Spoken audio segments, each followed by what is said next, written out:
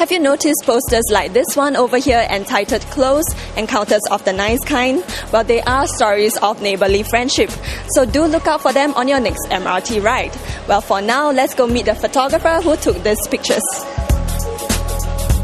Kay Chin, tell me about Project Close Encounters of the Nice Kind. This is a new commission from the National Heritage Board, started as part of the Heritage Festival for this year. Basically, we are looking for 30 sets of neighbours that have wonderfully close relationship with each other. For example, in the case of sets of neighbour that I found in North Bridge Road, Indian woman of about 40 years old and a Chinese elderly woman about 70 plus. They don't even speak a common language. One speaks Indian, the other speaks Chinese and a little bit of Teochew, but somehow they just manage to have a relationship that is unbelievable.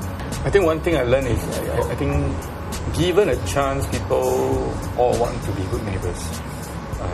But some don't know how. Some maybe had an early quarrel in their life with their neighbours and they don't know how to fix it. And maybe over a long period of time they decided just leave it status quo. There's no need to fix it.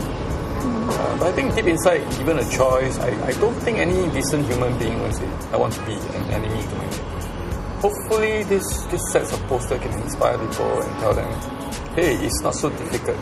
Unfortunately, there are a lot of neighbourhood disputes going on in Singapore. Was it difficult for you to find good neighbour stories? Very, very difficult. Maybe those who already have good neighbours, their life is wonderful. Until I call on them, I think they didn't think that it was something that they need to go and gloat about. I mean, it's like some people I met in Woodland told me, yeah, we've been good neighbours and we enjoy it. What's the big deal? So I think some people didn't realize how lucky they are. One of the difficulties is getting people to talk. And once they get started, I think they don't know where to stop.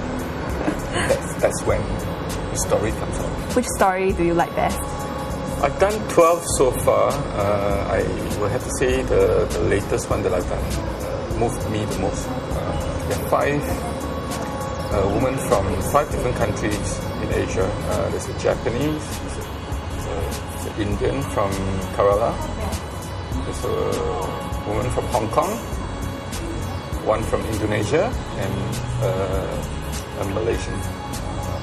Totally different backgrounds, and yet they care for each other in a way that I felt really, really moved. Coming from different kind of backgrounds, why do you think the 5 of them managed to click and be so close?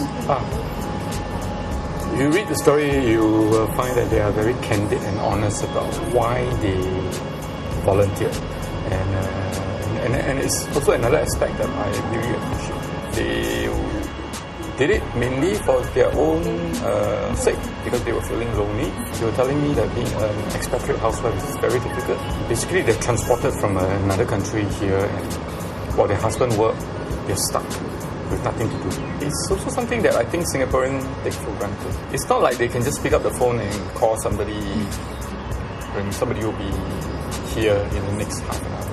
In the next segment, find out more about these women who share a special friendship.